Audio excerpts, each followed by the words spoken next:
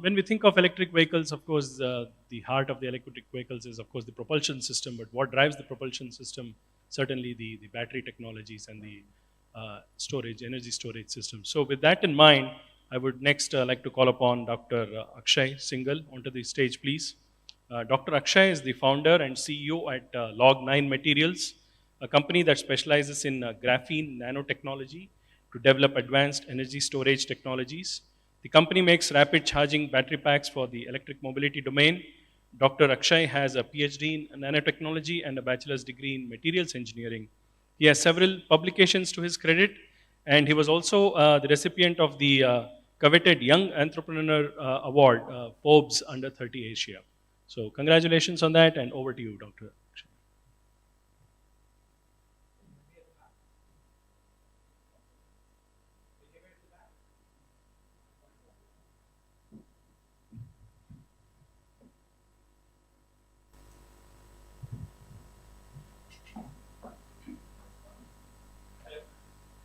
I think it's working now.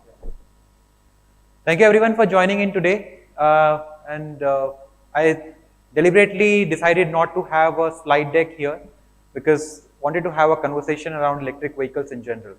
I think one of the key things that we are tend to missing out today when we talk about electric vehicles in general is that are we really solving for climate change, which was a core problem statement that we're trying to solve when we said that okay, we'll go and opt for electric vehicles rather than our fossil fuel based vehicles. Because what happens is when you are trying to, all the debate that is happening today in the country, right, is all around are EVs cheaper, how much subsidy can we get, what is the running cost, what is the upfront cost, and it has all become around cost rather than really seeing that whether it is still making sense for the climate. One of the important aspects that I would like to bring out that if you are trying to use an EV, at least today, for personal mobility, it is dirtier than diesel, forget about any other fuel, unless and until you run it for 100,000 kilometers. And no vehicle for personal mobility, whether it's a two-wheeler, whether it's a four-wheeler, or any kind of vehicle, nobody runs their vehicle when they're running it for their family needs for more than 100,000 kilometers in the lifetime of the vehicle. Let's drill down how that happens, right?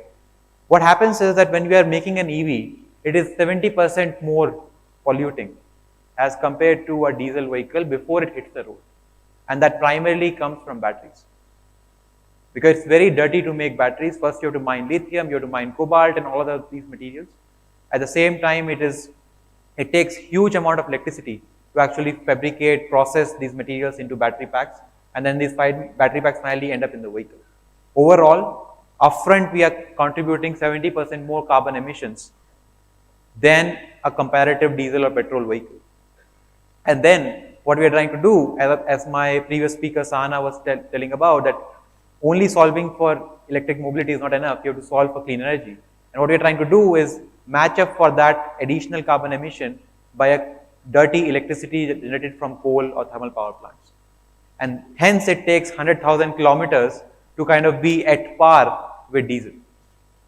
So while we are trying to come up with more and more solutions for solving climate change, it should not happen that in 2030 when we are sitting and looking back, we realize that we have done more harm than the good that we set out to do. And that's the reason it's very important to think about batteries. It's important to think about what is the effective so to say impact of electric vehicles on the climate and where is that electricity coming from. Moment you switch to completely solar based electricity, for example, right? If you put up a solar panel on top of your house and start charging your EV with that, the threshold of 100,000 kilometers comes down to 25,000 kilometers. So within 25,000 kilometers, which is roughly give or take 3 years on a personal mobility scenario, you will be greener, much greener, and overall over the next 7 years or so, you will be completely clean as compared to a diesel vehicle or a petrol vehicle. So we have to make those choices. We have to basically be very cognizant about these scenarios. At the same time, if you look at it, 2/3 of our vehicular emissions come from commercial mobility, or basically when you are trying to do logistics, whether it's within the city, like last mile intercity logistics, or it is your first mile large trucks, buses going between cities. That's where majority of our vehicular emission is coming from. And that's the segment which already has benefit when we go electric. Because these vehicles typically run for 3 lakh kilometers, 4 lakh kilometers in their lifetime. And hence, there will be 2/3 of their life at least, which will be clean. So that's the segment which has to be solved for first, or can be solved more easily. Another aspect of it is that these vehicles have a far more predictable route, predictable usage as compared to personal mobility. In case of personal mobility, today you are going to office, tomorrow you are going to a theater, COVID permitting, and day after you are going for a road trip outside somewhere. So there is very less predictability. Whereas when you talk about commercial mobility, a two-wheeler which is doing deliveries on Swiggy or Zomato, right, will be doing those deliveries throughout its life. A four-wheeler cargo truck, which is basically, for example, is doing deliveries on Porter, will be doing deliveries on Porter for its entire life. Day in and day out, it will be in the city doing the same kind of deliveries, right? That is more predictable. That enables us to kind of predict where the charging station should come up, how the charging should happen, and hence, we at Log9 are trying to solve for commercial mobility, end-to-end from two-wheelers, three-wheelers, four-wheelers, buses and trucks, with batteries that are produced within India. Batteries which can last longer, can sustain the climatic conditions, the usage patterns, the stressfulness on the battery pack while it is being put in the vehicles on Indian roads. And that's what we are trying to do at Log9. So I'll just ask the team here to play a short video and then I'll go further from there. What we found the long-term and the powerful machines that help you compete. We believe in the next technology that will transform our country's transportation landscape. Introducing Range plus Rapid EV, a silent but powerful one that will elevate your modern journeys ahead. With the inside activity, you spend no more battery and get fully charged in 35 minutes. Long travel kilometers and stay ahead with a top speed of 50 kilometers per hour. Power business one milestone at a time with a super drive range of up to 90 plus kilometers. That is battery technology that meets your individual every hour with up to 6 years of battery life flow. I'm running it now. Book your Range plus Rapid EV now. So, what are we trying to do here? So we are working with various OEMs across vehicle platforms. This is one of the examples, which is an OEM called Omega Seki based out of Delhi, and they are in the three-wheeler category. We are working with OEMs across two-wheelers, three-wheelers, four-wheelers, and other vehicle platforms. And the idea is that the batteries that we provide should be outlasting the life of the vehicle in which they are going in, rather than the other way around, that if you are running a vehicle and you are running an electric vehicle, you need 2 or 3 batteries in the life of the vehicle itself. That's really problematic when you're trying to do any kind of operations around it. Because you take a vehicle today, you buy a new EV, within 2 or 3 years of commercial usage of that vehicle, the degradation in the battery pack is about 20-25%. So if you started with a range of 80 kilometers, for example, you will end up with a range of 60 kilometers, 55 kilometers within the next 2 to 3 years time period. And that is very challenging when you're trying to do any commercial operations around these vehicles. At the same time, the amount of time it takes to charge, and we always give an option of swapping as a solution when we talk about charging time. But again, whatever solution we are providing, you have to go back and see whether it's making sense for the climate. Moment you go from a fixed battery fast charging solution to a swapping based solution, you are putting up more batteries per number of vehicles.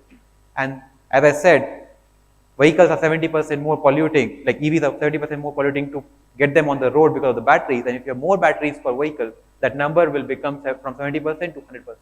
So EV will end up becoming 2x more polluting before it hits the road, moment you have more batteries per vehicle. So from that perspective, the idea at Log9 is to create batteries which can be charged 9 times faster than the comparative batteries in the market, that can last for 9 times longer. So as compared to 2 to 3 years of life, a battery which can last up to 20 years. And at the same time, gives you that performance, a consistent performance and reliability.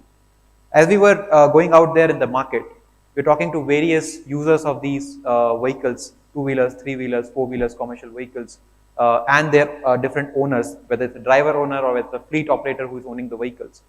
And we realize that many of them have already tried electric vehicles. The challenge is they are very unreliable.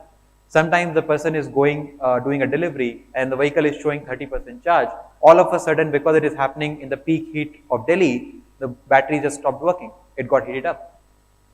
And then the delivery got stopped in the way. He lost his revenue for the day. And these people, I tell you, work on very thin margins. A driver who is doing deliveries on a three-wheeler is hardly earning 14,000, 15,000 rupees or $200 per month, which is a significant lower amount of money that he can get to live by. And from that perspective, reliability on these platforms is our moral obligation. If we are not able to provide reliability, we are making somebody choose a vehicle on which they can lose their revenue, they can lose their livelihood. Another aspect of it was why reliability is important, because after 3 years, while this person is able to make an return on his initial investment, what happens is in the three-wheeler, four-wheeler space, people are not making money on running the vehicle. They are making money on reselling the vehicle. What happens is they run it for 2 to 3 years, but after that, so they make a down payment for getting the vehicle, run it for 2 to 3 years, and then they're able to sell it back at 2 to 3x of the down payment they have made to procure the vehicle in the first place. Now with EVs, because the batteries are going off within that 2 to 3 year period, there is no option of a return on investment by resale of the vehicle. The resale value is just not there. So when we launched our Rage Plus Rapid EV with our partner Omega Seiki, we said that we will have to give warranty which is 5 to 6 years. We'll have to give a guaranteed buyback on the battery pack so that there is reliable resale value established for these vehicles, for these batteries in the market. And hence we are ensuring that these people who are just getting by with their livelihood are still able to make money in the old scheme of things. So the idea is make batteries in India which are suitable for Indian conditions and they can last long. Thank you very much.